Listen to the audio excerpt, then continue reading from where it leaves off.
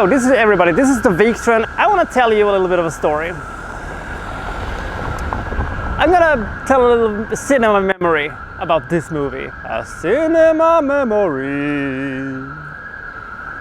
Yes, I was watching this with my wife, and I've never seen a more different reaction to the same sequence as we did, because she had not read the book I had.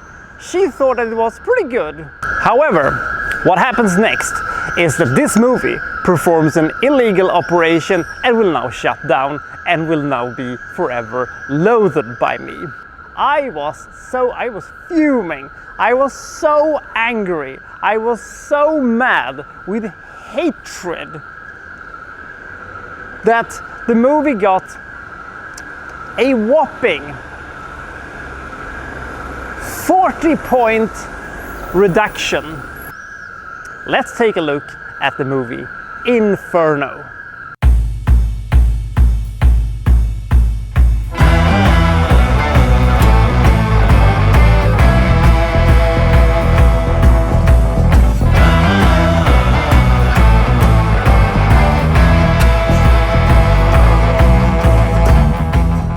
Robert Langdon wakes up with a bullet in his head and his memory loss. Thank God for that fucking car siren. Jesus Christ.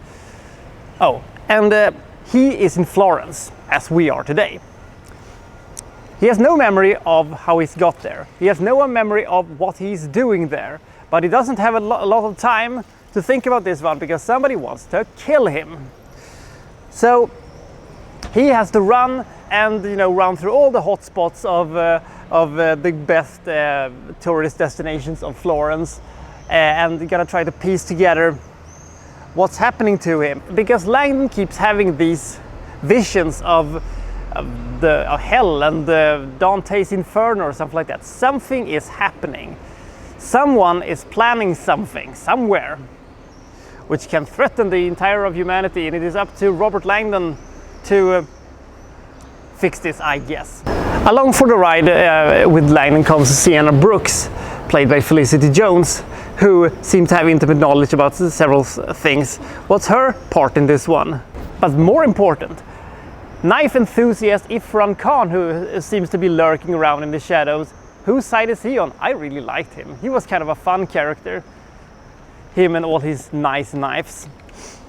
Let the Dan Brownish chase begin. Around 18-19 years ago, everybody was reading, the Da Vinci Code, and it was the biggest thing ever. I read it too, and I've actually read all things Dan Brown has written. And to be honest, I've never been a huge fan of the movies based around them.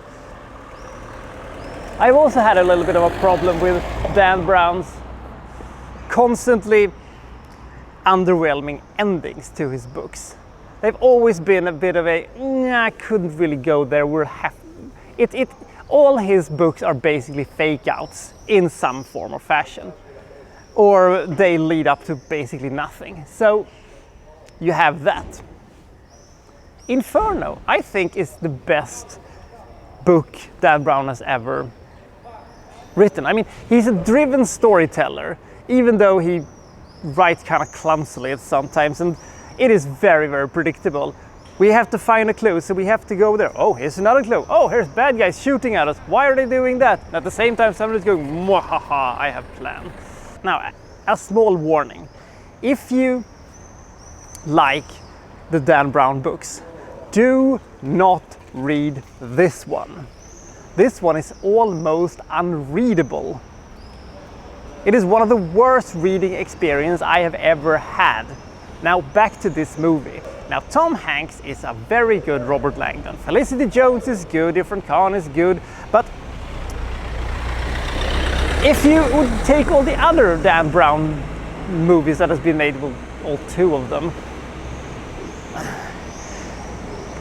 they had this very rich gallery of nice, actors playing good parts. Sean Reno and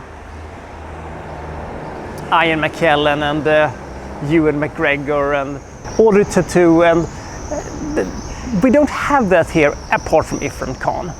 We also have a 10-second cameo from Ben Foster, which I at first was very much in favor of because I thought that the guy he was playing was, oh, he's perfect for that guy. But then I realized when they're gonna go in a totally different direction than I originally thought, then I said, oh crap. Because the entire movie only works if you pull the ultimate swerve, which is the ending of the book. If you do anything else, aka normal movie objectives, which this one does, the movie doesn't work anymore. Now, I will, in a separate video, which I'm going to film in Sweden because I want to save on my SD cards, I'm going to explain why this works so bad. But let's just say that if you have never read the books, if you have no intention of reading the book Inferno, see this movie. It's totally fine in that case, I think, because I can't get around it because I have read the book. If you have read the book, do not see this movie under any circumstances, none whatsoever.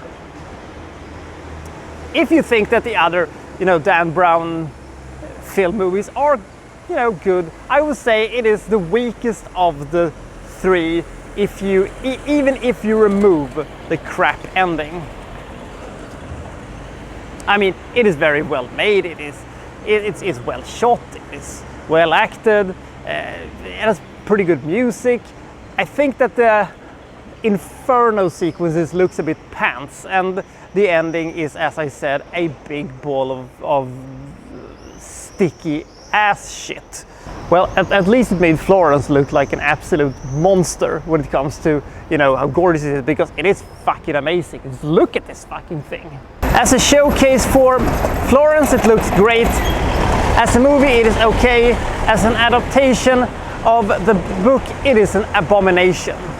I was really struggling with this one when it came to the rating because it is in its core a pretty good story. It is in its core a pretty okay movie. It's pretty well acted, it has tension, it has stakes, and it has everything that the movie should have. But the problem is that once I realized what they were going to do, once I realized that they were gonna take the safe way out, then everything else just didn't matter anymore. I couldn't connect with it anymore. It wasn't my Inferno anymore.